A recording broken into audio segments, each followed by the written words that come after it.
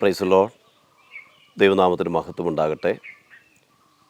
Christ blesses എന്ന YouTube ചാനലിലൂടെ എൻ്റെ അനുഭവ സാക്ഷ്യം അല്പസമയം ഷെയർ ചെയ്യുവാൻ ദൈവമൊരുക്കി തന്ന നല്ല സാവകാശത്തിനായിട്ട് വലിയവനായിരിക്കുന്ന കർത്താവിന് നന്ദി പറയുന്നു. എൻ്റെ പേര് പാസ്റ്റർ മനോജ് എന്നാണ്. എൻ്റെ സ്വദേശം വയനാടാണ്. ഞാൻ ജനിച്ചു വളർത്തപ്പെട്ടതൊക്കെ വയനാട്ടിലാണ്. ഒരു റോമൻ കാത്തലിക് അനുഭവത്തിൽ നിന്നാണ് ഞാൻ കർത്താവിനെ അറിഞ്ഞതും റഷ്യയിലേക്ക് കടന്നു വന്നതൊക്കെ. ഞാൻ RC ബാക്ക്ഗ്രൗണ്ടിൽ കൊയറിൽ പാട്ട് പാടിക്കൊണ്ടിരുന്നൊരു വ്യക്തിയായിരുന്നു. അച്ഛന്മാരോടും കന്യാസിമാരോടൊക്കെ ഇടപെട്ട് അവരുടെ നല്ല സമീപനത്തോടൊക്കെ നിന്ന് ആ സമയങ്ങളിലുള്ള പ്രേക്ഷിത വേലയിലൊക്കെ സമർത്ഥനായി നിന്ന ഒരു വ്യക്തിയാണ് ഞാൻ. എന്നാൽ കാലഘട്ടം മാറിയപ്പോൾ ചില പ്രതിസന്ധികളുടെ നടുവിൽ ഈ രക്ഷകനെ കണ്ടുമുട്ടുവാൻ ദൈവം എനിക്ക് അവസരം തന്നു. രക്ഷയിൽ കടന്നു വന്ന ആ സമയങ്ങളൊക്കെ ഒത്തിരി കഷ്ടങ്ങളും പ്രയാസങ്ങളൊക്കെ അനുഭവിക്കേണ്ടി വന്നു. എങ്കിലും ദൈവത്തിൻ്റെ ഇഷ്ടം എന്നിലുള്ളതുകൊണ്ട് ദൈവത്തിൻ്റെ വേല കർത്താവിൻ്റെ വേലയിൽ ഞാൻ വ്യാപൃതനാകണമെന്നുള്ള ദൈവത്തിൻ്റെ പദ്ധതിയായിരിക്കാം. കർത്താവിൻ്റെ വചനം പറയുന്നത് പോലെ തന്നെ അമ്മയുടെ ഉദരത്തിൽ പിണ്ടാഹാരമാകുന്നതിന് മുമ്പ് ഞാൻ നിന്നെ കണ്ടു എന്നുള്ള വചനം, അത് ഏറ്റവും എൻ്റെ ജീവിതത്തിലും അത് അനുഗ്രഹമായി മാറി. അങ്ങനെ ഞാൻ കർത്താവിനെ അറിഞ്ഞു. ഒരു വിശ്വാസിയായി തന്നെ ആലയത്തിൽ കടന്നു പോകുവാനായിട്ട് ഇടയായിത്തീർന്നു. എന്നാൽ അതിന് ശേഷമായിട്ട് തിരുവെഴുത്ത് പഠിക്കുവാനായിട്ട് ദൈവം എനിക്ക് അവസരം തന്നു. ബൈബിൾ കോളേജിൽ പോകാനായിട്ടും വചനം പഠിക്കുവാനായിട്ട് എനിക്ക് ദൈവം അവസരം തന്നു. 2-3 വർഷക്കാലം ബൈബിൾ കോളേജ് പഠനം പൂർത്തീകരിച്ചതിന് ശേഷം കർത്താവിൻ്റെ വേലയ്ക്കായിട്ട് എന്നെ വേർതിരിക്കുവാനായിട്ട് ഇടയായിത്തീർന്നു. ഇപ്പോൾ ഞാൻ സഭാ പാസ്റ്ററാണ്. എനിക്ക് 2 സഭയുണ്ട്. ഒരു സഭയിൽ ഞാൻ പൊയ്ക്കൊണ്ടിരിക്കുമ്പോൾ തന്നെ അവിടെ നിന്നുകൊണ്ട് തന്നെ മറ്റൊരു സഭയ്ക്ക് രൂപം കൊടുക്കുവാനായിട്ട് ദൈവം എനിക്ക് അവസരം തന്നു. അങ്ങനെ 2 സഭയും ഇപ്പോൾ വളരെ സന്തോഷത്തോടെ 2 സഭയിലും ശുശ്രൂഷകൾ നടത്തി വരുന്നു. എന്നാൽ ഞാൻ രക്ഷയിലേക്ക് വന്ന ആ കാലം മുതൽ ഈ സമയം വരെയും ദൈവത്തിൻ്റെ പരിപാലനവും സംരക്ഷണവും ഞങ്ങളോട് കൂടെയിരുന്നു. ഞാൻ ഇത്രയൊക്കെ പറഞ്ഞു വന്നപ്പോഴും എൻ്റെ കുടുംബത്തെ ഞാൻ പരിചയപ്പെടുത്തിയില്ല. എനിക്ക് ഭാര്യയും 3 കുഞ്ഞുങ്ങളുമുണ്ട്. ഭാര്യയുടെ പേര് ബിന്ദു എന്നാണ്. 3 കുഞ്ഞുങ്ങളാണ്. അഖിൽ മൂത്ത ആൾ, അമൽ, നിഖിൽ. അങ്ങനെ 3 കുഞ്ഞുങ്ങളാണ്. 3 ആൺകുഞ്ഞുങ്ങളാണ് ദൈവം ഞങ്ങൾക്ക് തന്നത്. മാതാവും പിതാവും 2 സഹോദരങ്ങളുമുണ്ട് എനിക്ക്. അങ്ങനെ വളരെ അനുഗ്രഹിക്കപ്പെട്ടൊരു കുടുംബമാണ് ഞങ്ങളുടേത്.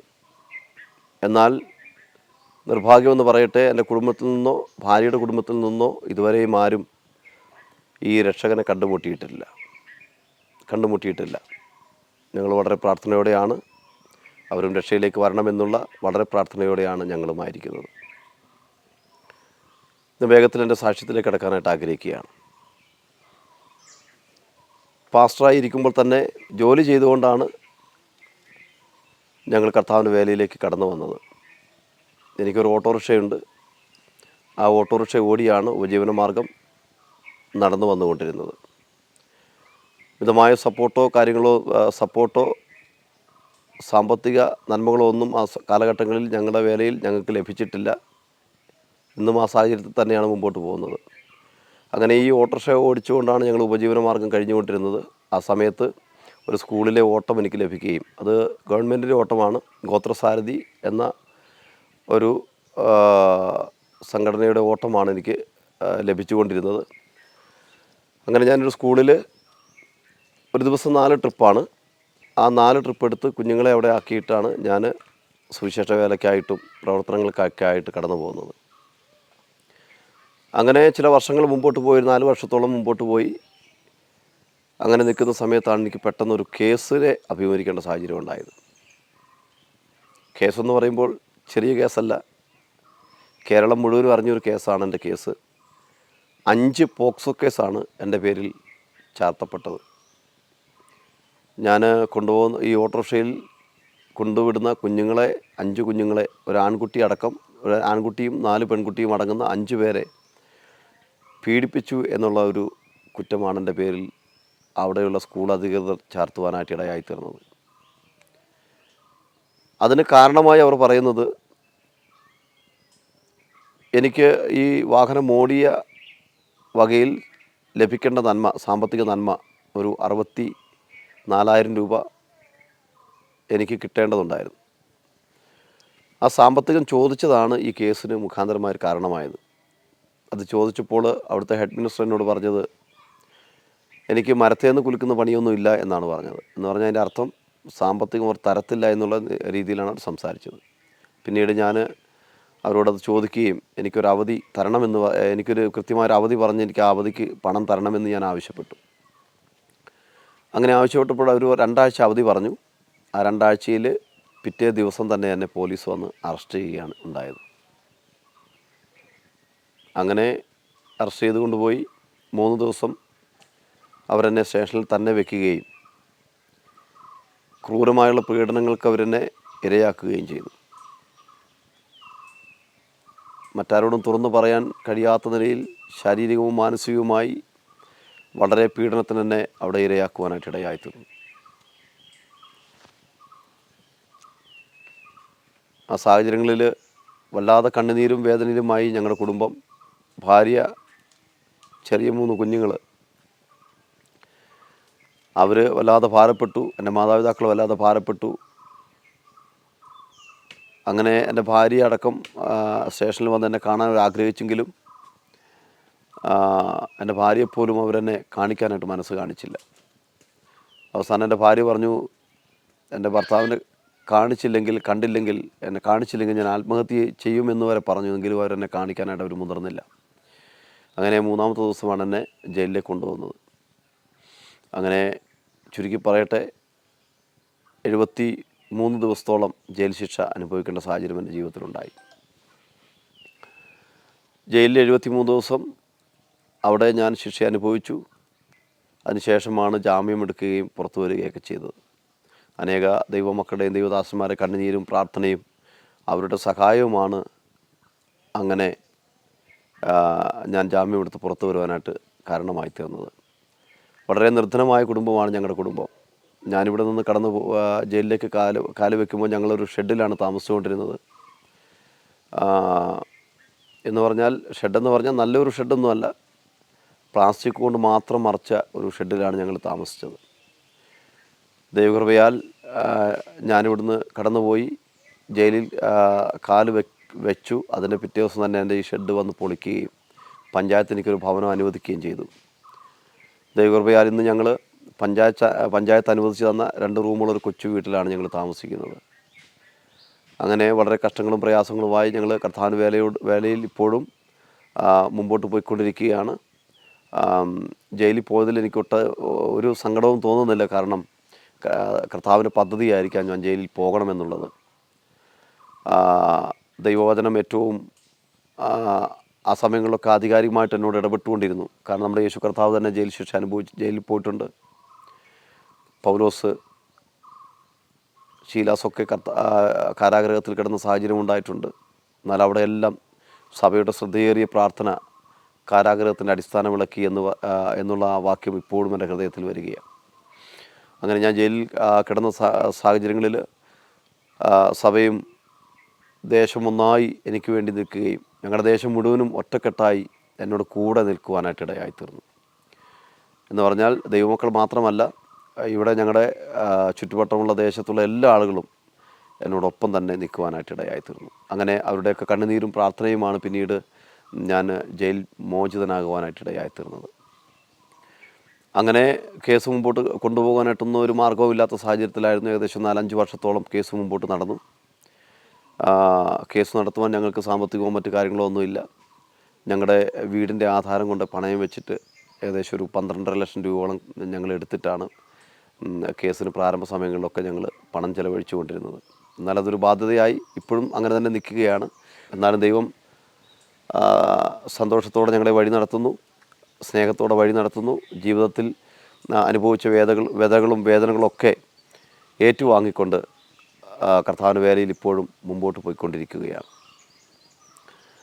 എന്നാൽ ജയിലിൽ നിന്ന് ഞാൻ ഒത്തിരി കഷ്ടങ്ങളൊന്നും അനുഭവിക്കേണ്ട വന്നില്ല. അവിടെ ഒത്തിരി ആളുകളെ എനിക്ക് ദൈവം തന്നു. സുവിശേഷം അറിയിക്കുവാനൊക്കെ ആയിട്ട് ഒത്തിരി ആളുകളെ ദൈവം തന്നു. അവരോടെല്ലാം കർത്താവിൻ്റെ വചനം അറിയിക്കുവാനായിട്ട് ദൈവം എനിക്ക് അവസരം തന്നു. ഏകദേശം ഒരു ആറ് ആളുകളോളം കർത്താവിനെ അറിയുവാൻ, രക്ഷകനായി സ്വീകരിക്കുവാനായിട്ട് ഇടയായിത്തീർന്നു. അനേകരോട് സുവിശേഷം പറയുവാനായിട്ട് ഇടയായിത്തീർന്നു.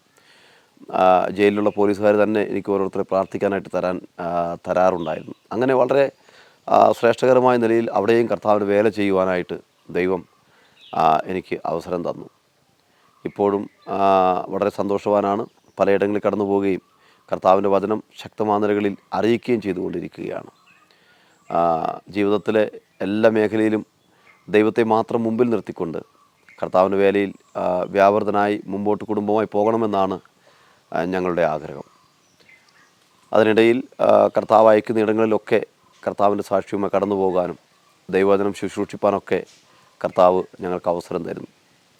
എന്നാൽ അതിനുശേഷമായിട്ട് പിന്നീടും എനിക്ക് വചനം തുടർന്ന് പഠിക്കുവാനും ബൈബിൾ ക്ലാസ്സിലൊക്കെ വീണ്ടും ചേർന്ന് പഠിക്കുവാനും നീണ്ട വർഷങ്ങൾ ദൈവവചനം അഭ്യസിക്കുവാനൊക്കെ ദൈവം അവസരം തന്നുകൊണ്ടിരിക്കുന്നു. ഇപ്പോഴും ഞങ്ങൾ കർത്താവിൻ്റെ വേലയിൽ വളരെ ശക്തമായ നിലകളിൽ മുമ്പോട്ട് പോയിക്കൊണ്ടിരിക്കുകയാണ്. അനേകരോട് സുവിശേഷം അറിയിക്കുന്നു.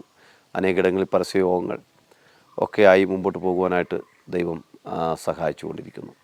ദൈവത്തിൻ്റെ വിശ്വസ്തതയോർത്ത് ദൈവത്തെ അധികമായി ഞങ്ങൾ സ്തുതിക്കുകയും മഹത്വപ്പെടുത്തുകയും ചെയ്യുകയാണ്. എന്നെ പോലീസ് പിടിച്ചുകൊണ്ടുപോയതിന് ശേഷമുള്ള ഒത്തിരി പീഡനങ്ങൾ ഞാൻ അനുഭവിച്ചെന്ന് ഞാൻ പറഞ്ഞല്ലോ. ആ പീഡനങ്ങളെക്കുറിച്ച് ഒരു അല്പസമയം ഞാൻ നിങ്ങളുമായി പങ്കുവയ്ക്കുവാനായിട്ട് ആഗ്രഹിക്കുകയാണ്. ഞാനിതുവരെ പോലീസ് സ്റ്റേഷനിൽ കിടന്നിട്ടില്ല, ജയിലിൽ കിടന്നിട്ടില്ല. ആദ്യമായിട്ടാണ് അങ്ങനെ എന്നെ പോലീസ് കൊണ്ടുപോകുന്നത്. എന്നെ കൊണ്ടുപോകുന്നത് ഞങ്ങളിവിടെ ഒരു കൺവെൻഷൻ നടക്കുന്ന സമയത്താണ് എന്നെ പോലീസ് പിടിക്കുന്നത്. അപ്പോൾ എനിക്ക് ഈ ഓട്ടോറിക്ഷ എന്ന് പറയുന്നത് തന്നെ ദൈവത്തിൻ്റെ ദാനമാണ്, ഗിഫ്റ്റാണ്, ദൈവം തന്നതാണ്. അതൊരു ദൈവിക വാഗ്ദത്തമായിരുന്നു. 2011 ദൈവം മനോഹരമായ ഒരു വാഹനം തരും എന്ന് ഒരു ദൈവദാസി എന്നോട് ആലോചന പറയുകയും അങ്ങനെ ആ ആലോചനയിൽ നിവൃത്തിയായി. അങ്ങനെയാണ് ആ വാഹനം എനിക്ക് കിട്ടുന്നത്. അതിന് ഞാൻ യഹോവ ഇരേ എന്ന് പേരിടുവാനായിട്ട് ഇടയായിത്തീർന്നു. ആ വാഹനം ഏറ്റവും സന്തോഷകരമായിട്ട് 2 കുടുംബം പോറ്റിയൊരു വാഹനമാണ്. ആ വാഹനത്തിൻ്റെ പേര് വായിക്കുമ്പോൾ തന്നെ ചില ആളുകൾ സമയമെടുത്തിട്ടാണ് വായിക്കുന്നത്, യഹോവ ഇരേ. പലപ്പോഴും പലരും എന്നോട് പറയാറുണ്ട്, ഇതിൻ്റെ അർത്ഥം ഒന്ന് പറഞ്ഞു തന്നിട്ട് പോയാൽ മതി എന്ന് എന്നോട് പലരും ചോദിക്കാറുണ്ട്. എന്നാൽ ഞാൻ അവരോട് പറയും, ഇതിൻ്റെ അർത്ഥം പറഞ്ഞു തരണമെങ്കിൽ ഒത്തിരി സമയമെടുക്കും.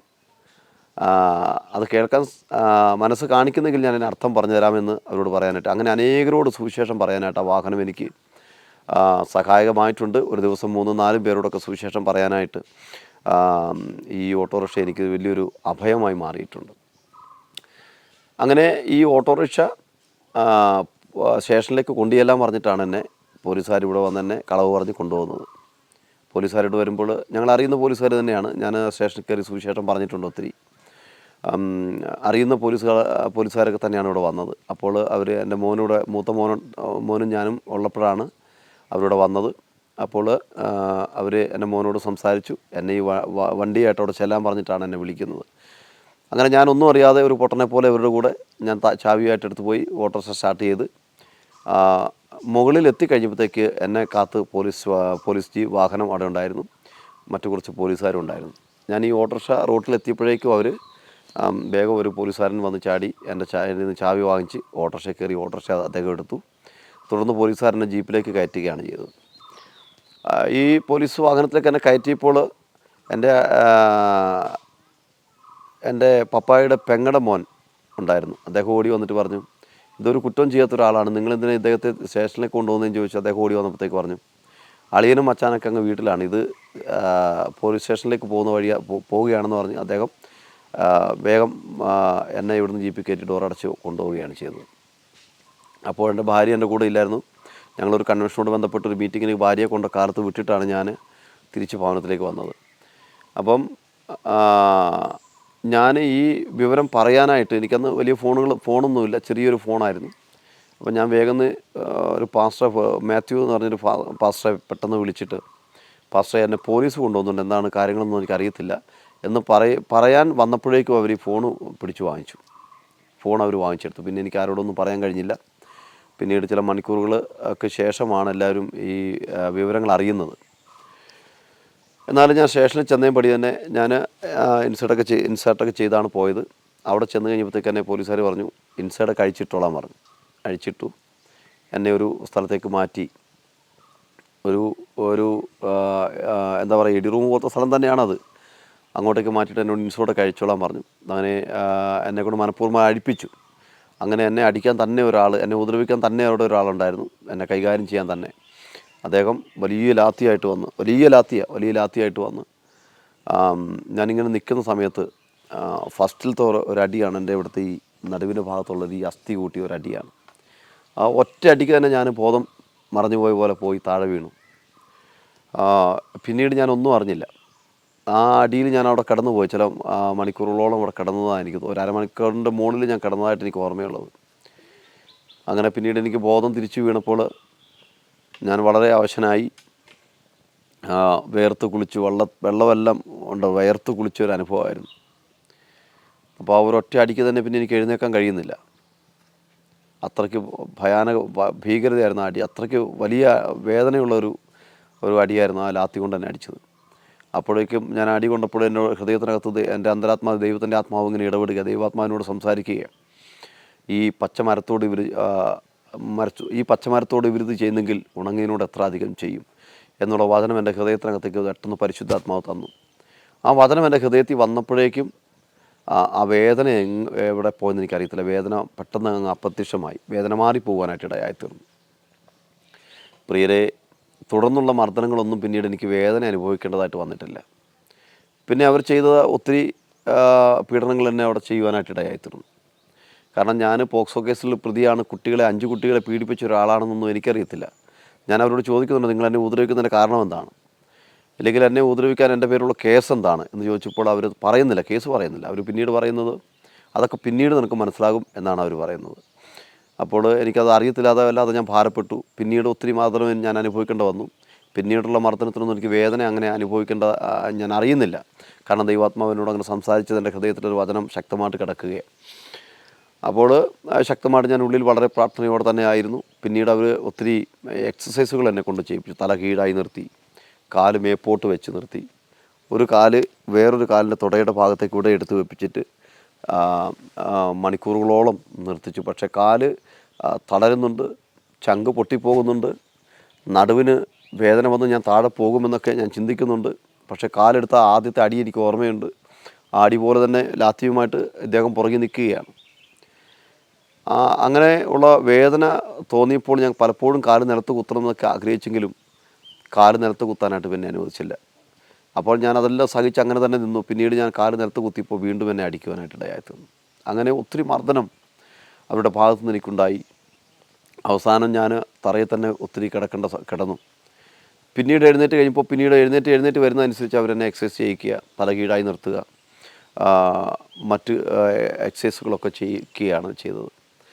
അപ്പോൾ വളരെ എനിക്ക് ഉള്ളിൽ ഭാരവും വേദനയും എല്ലാം എനിക്ക് തോന്നി. മരിക്കണമെന്ന് വരെ എൻ്റെ ഹൃദയത്തിനകത്ത് അങ്ങനെ എനിക്ക് തോന്നലുണ്ടായി. അങ്ങനെ പ്രാരംഭ ദിവസങ്ങളിൽ അങ്ങനെ ചെയ്തെങ്കിലും തുടർന്ന് രണ്ടാമത്തെ ദിവസം അതേപോലെ തന്നെ വീണ്ടും മർദ്ദനം അവരാരംഭിച്ചു. രണ്ടാമത്തെ ദിവസം അവർ ചെയ്തത് വളരെ ഭീകരമായ അനുഭവമാണ്. രണ്ടാമത്തെ ദിവസം രാത്രിയായപ്പോൾ അവനെ പിന്നെ എന്നെ സെല്ലിലിടും. അവിടുത്തെ പോലീസ് സ്റ്റേഷനിലുള്ള ചെറിയ സെല്ലിലിട്ടു. അപ്പോൾ ഞാൻ മുട്ടുമടക്കി ശക്തമായിട്ട് പ്രാർത്ഥിക്കുക. അപ്പോൾ വനിതാ പോലീസുകാരൊക്കെ എന്നോട് പലപ്പോഴും ചോദിക്കുന്ന അവർ ഇരിപ്പ് കണ്ടില്ലേ, അവരുടെ നോട്ടം കണ്ടിട്ട് ഞാൻ ശക്തമായിട്ട് പ്രാർത്ഥിക്കുകയായിരുന്നു. അപ്പോൾ ശക്തമായിട്ട് പ്രാർത്ഥിക്കുമ്പോൾ ഒരു വനിതാ പോലീസ്, എനിക്ക് അദ്ദേഹത്തെ നല്ല ഓർമ്മയുണ്ട്. ആ വനിതാ പോലീസ് എൻ്റെ നേരെ നോക്കിയിട്ട് പറയണം, അവൻ്റെ പ്രാർത്ഥന കണ്ടില്ല, അവനെ ഇപ്പം ദൈവം രക്ഷിക്കും എന്നുള്ള രീതിയിലാണ് അവൻ്റെ പ്രാർത്ഥന.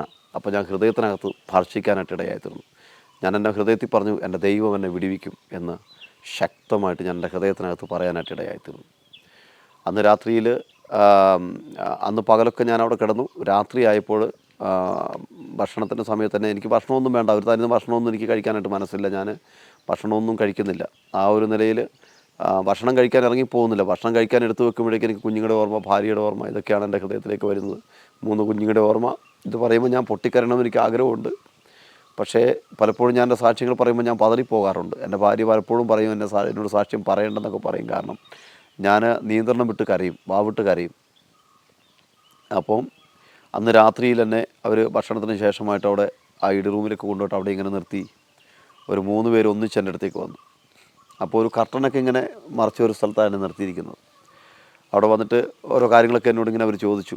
അവരെന്നെ വളരെ അസഭ്യ വാക്കുകളൊക്കെ പറഞ്ഞു. ഒത്തിരി കളിയാക്കുകയും പരിഹസിക്കുകയും ഒക്കെ ചെയ്തു. അതിൽ ഒരാൾ പെട്ടെന്ന് മുഷ്ടി ചുരുട്ടി എൻ്റെ ഇവിടെ ഇങ്ങനെ ഒറ്റ ഇടിയാണ്. ഈ ഒറ്റ ഇടി ഇടിച്ച ഈ ഇടിക്ക് തന്നെ എൻ്റെ പല്ലെല്ലാം സെറ്റടക്കം താഴെ പോയെന്ന് ഞാൻ വിചാരിച്ചു. രക്തം താരതാരയായിട്ട് ഇവിടുന്ന് ഇങ്ങനെ താഴേക്ക് പോകും. നാവ് കടിച്ചിട്ടാണ്, നാവടക്കം മുറിഞ്ഞു പോയി. നാവടക്കം മുറിഞ്ഞു ആ ഇടിക്ക്. രക്തം താരതാരയായിട്ട് എൻ്റെ ഷർട്ടിലൊക്കെ ഫുള്ള് ബ്ലഡ് ഇങ്ങനെ വന്നു ഇങ്ങനെ വീഴാൻ തുടങ്ങി. അപ്പോഴേക്കും അവരെന്നോട് പറയുകയാണ് തുടയ്ക്കടാന്ന് പറഞ്ഞു. എന്നോട് കർട്ടനിൽ ഞാൻ തുടച്ചു. പക്ഷേ തുടച്ചിട്ടൊന്നും ബ്ലഡ് നിൽക്കുന്നില്ല. ഞാൻ രക്തത്തിൽ കുളിച്ച്, എൻ്റെ ബ്ലഡ് മുഴുവൻ രക്തത്തിൽ കുളിച്ചു. അങ്ങനെ പിറ്റേ ദിവസം ഞാൻ ആ ഷർട്ട് എനിക്ക് മാറാനായിട്ട് അവർ തന്നപ്പോൾ ആ ബ്ലഡ് അടക്കമുള്ള ഷർട്ട് അവർ കൊണ്ടുവന്നു. അതെല്ലാം അവർ വീട്ടുകാരെ ഒന്നും കാണിച്ചില്ല അത്. അങ്ങനെ ഞാൻ നാവെല്ലാം മുറിഞ്ഞ് വല്ലാതെ ഭാരത്തിൽ, എനിക്ക് ഭക്ഷണം കഴിക്കാൻ പിന്നീട് പറ്റത്തില്ല. വല്ലാത്ത പ്രയാസത്തിൽ ഞാൻ നിൽക്കുന്ന സമയത്താണ്. അത് കഴിഞ്ഞ് രാവിലെ നേരം വെളുത്തപ്പോൾ ഒരു 11 മണിയൊക്കെ ആയി കഴിഞ്ഞപ്പോൾ ഒരു പോലീസുകാരൻ എൻ്റെ അടുത്ത് വന്നിട്ട്, എനിക്ക് വല്ലാത്ത പരവേശമുണ്ട്, ദാഹമുണ്ട്, ഭക്ഷണം കഴിക്കാത്ത ക്ഷീണമുണ്ട്, അങ്ങനെ വല്ലാത്തൊരു പ്രയാസത്തിൽ ഞാൻ നിൽക്കുകയാണ്. ആ സമയത്താണ് ക്രൂശീകരണം എന്തെന്ന് ഞാൻ കൃത്യമായിട്ട് അറിയുന്നത്. കാരണം ക്രൂശീകരണം ദൈവദാസന്മാർ പ്രസംഗിക്കുന്നുണ്ട്. അത് കേൾക്കുമ്പോൾ നമുക്കത്ര ഫീലിംഗ് ഉണ്ടാകത്തില്ലായിരുന്നു. എനിക്കും ക്രൂശീകരണം നമ്മൾ പ്രസംഗിക്കുമെങ്കിലും അത്ര ആധികാരികമായിട്ട് ക്രൂശീകരണം പ്രസംഗിക്കാനും നമുക്ക് പറ്റത്തില്ല. കാരണം അനുഭവം നമുക്കില്ല. ഇങ്ങനെയുള്ള അനുഭവം ദൈവാത്മാവ് എന്നോട് സംസാരിച്ചതിന് മുമ്പ് സംസാരിച്ചതും എനിക്ക് ഓർമ്മ വന്നു. അങ്ങനെ നിൽക്കുമ്പോഴാണ് കർത്താവിന് ചെയ്ത പീഡകളൊക്കെ ഞാൻ എൻ്റെ ഹൃദയത്തിലേക്ക് ഇങ്ങനെ ഒരു സ്ക്രീനിൽ കാണുന്നത് പോലെ ഞാനിങ്ങനെ കണ്ടുകൊണ്ടിരിക്കുന്നത്. കർത്താവിന് ചെയ്തതും മർദ്ദിച്ചതും,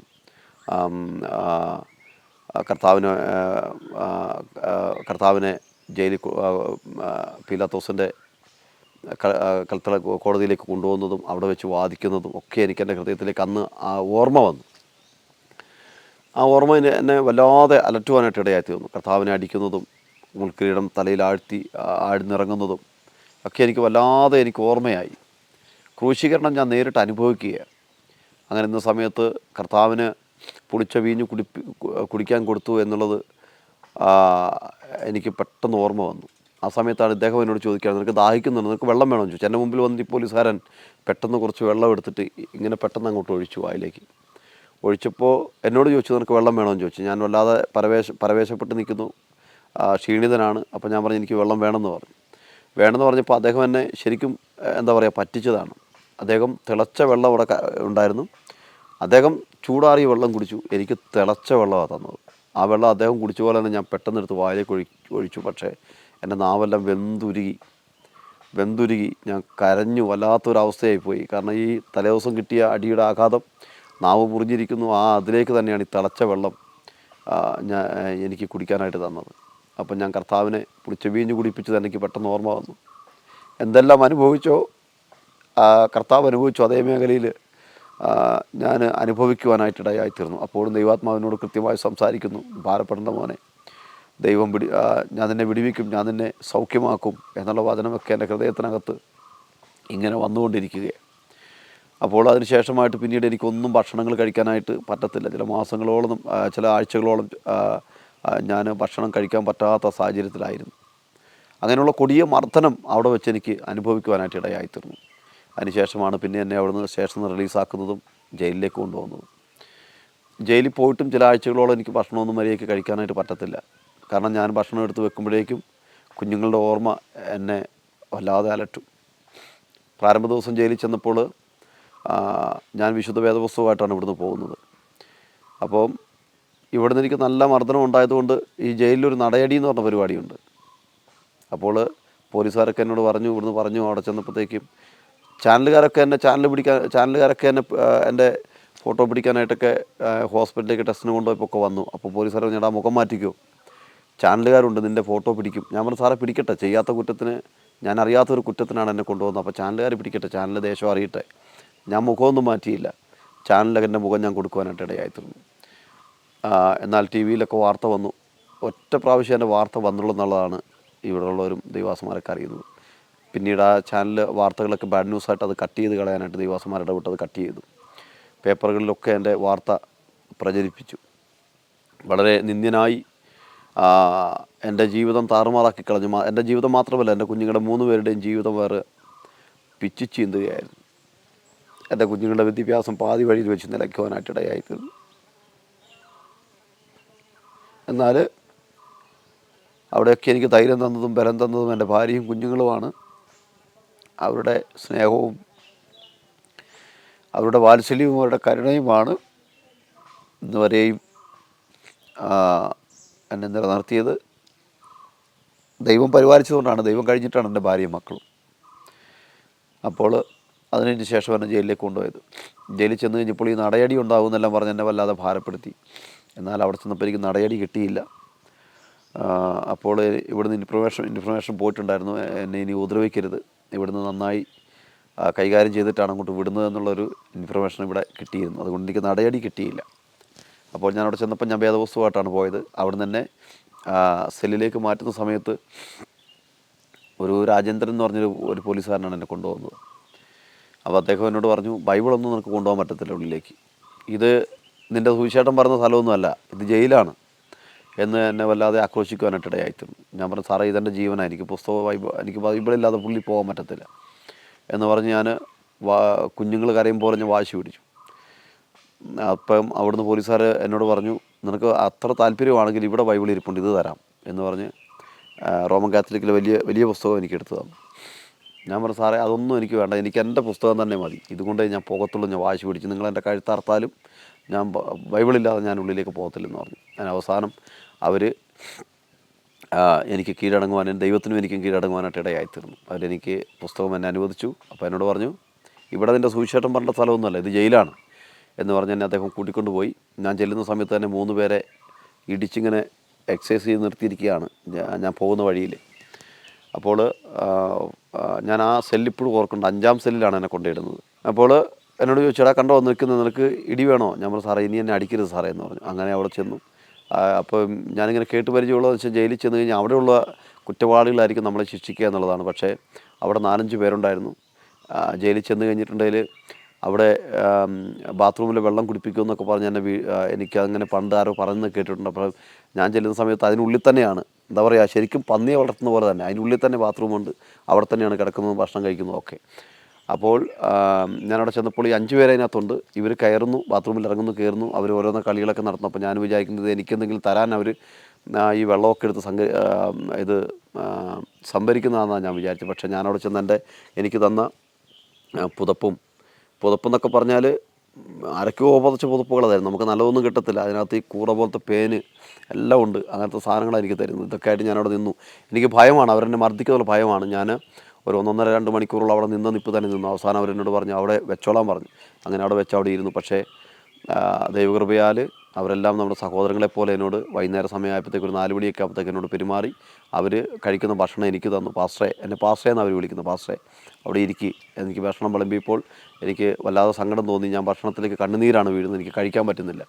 അങ്ങനെ എന്നെ ഒരു സ്നേഹിതരെ പോലെ അവർ കാണുകയും സഹോദരങ്ങളെപ്പോലെ കാണുകയും അന്ന് തൊട്ട് ആ ജയിലിൽ എനിക്ക് വലിയൊരു അനുഗ്രഹമായി. ഓരോ സെല്ലുകളിലും ഞാൻ ചുരുക്കി പറയട്ടെ, കഴിഞ്ഞല്ലോ സമയം കഴിയാൻ പോകുന്നു, ചുരുക്കി പറയട്ടെ, ഓരോ സെല്ലുകളിലേക്ക് മാറ്റി എനിക്ക് പിന്നീട് എന്നെ പോലീസുകാർ വിടുവാനായിട്ട് ഇടയായിത്തീർന്നു. ഒത്തിരി സാക്ഷ്യങ്ങൾ എനിക്ക് അതിന് ശേഷം പറയാനുണ്ട്.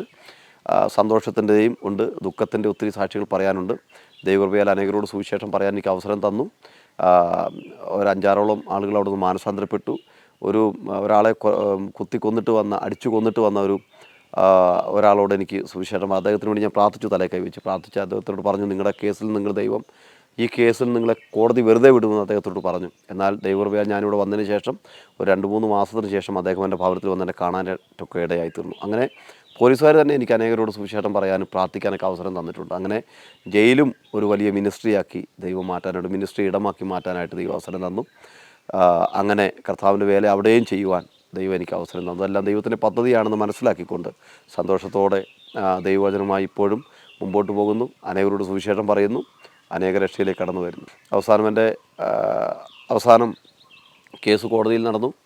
4-5 വർഷത്തോളം കേസ് നടന്നു. ആ കേസ് കോടതിയിൽ വക്കീൽ വാദിച്ചുകൊണ്ടിരുന്നു. എന്നാൽ ദൈവകൃപയാൽ ആ കേസ് 5 കേസും കോടതി എന്നെ വെറുതെ വിടുവാനായിട്ട് ഇടയായിത്തീർന്നു. ഞാൻ കുറ്റവാളിയല്ല, കുറ്റം ചെയ്തിട്ടില്ല എന്നുള്ള വലിയ സാക്ഷ്യത്തോടെ കോടതി എന്നെ ആ 5 കേസിൽ നിന്നും വിമുക്തനാക്കുവാനായിട്ട് ഇടയായിത്തീർന്നു. മറ്റാരോടും എനിക്ക് പരാതിയില്ല, പരിഭവമില്ല. എല്ലാവരെയും ഞാൻ ഇപ്പോഴും എനിക്ക് എതിരെ കേസ് കൊടുത്തവരൊക്കെ ഞാൻ ഇപ്പോഴും സ്നേഹിക്കുന്നു. അവരോട് ഞാൻ മിണ്ടുന്നു, വർത്തമാനം പറയുന്നു. എനിക്ക് അവരോടൊന്നും ഒരു പരാതിയില്ല. കാരണം അതിൻ്റെ ലക്ഷ്യം എന്താണെന്ന് ചോദിച്ചാൽ, പൗലോസ് പറഞ്ഞ പോലെ ഞാൻ പിന്നിലേക്കല്ല മുമ്പിലേക്കുള്ള ലാക്കിലേക്ക് ഓടുന്നു കർത്താവിൻ്റെ വചനത്തിന് വേണ്ടി. അതുകൊണ്ട് നഷ്ടപ്പെട്ടതെല്ലാം നഷ്ടപ്പെട്ടു. ഇനിയും നഷ്ടപ്പെടാനായിട്ട് നമുക്കൊന്നുമില്ല. പക്ഷേ ഒരു പ്രതീക്ഷ മാത്രമുള്ള നിത്യതയാണ്. ഈ നിത്യതയിൽ എത്തുന്നതിന് മുമ്പ് അനേകരോട് കർത്താവിൻ്റെ വചനം അറിയിക്കണം, അനേകരെ കർത്താവിന് വേണ്ടി നേടിയെടുക്കണമെന്നുള്ള ഒരു വലിയ വാഞ്ചയാണ് പൗലോസിനെ പോലെ ദൈവം എനിക്ക് തന്നിരിക്കുന്നത്. അതേ ദർശനവും കാഴ്ചപ്പാടുമായി കർത്താവിൻ്റെ വേലയിൽ ശക്തമായ നിലയിൽ മുമ്പോട്ട് പോകുവാനായിട്ട് ഞങ്ങൾ കുടുംബമായി ആഗ്രഹിക്കുന്നു. ഈ കേൾക്കുന്ന എല്ലാവരുടെയും പ്രാർത്ഥന പ്രത്യേകം ഞങ്ങൾ ചോദിക്കുന്നു. ദൈവം ധാരാളം നന്നായിരിക്കും.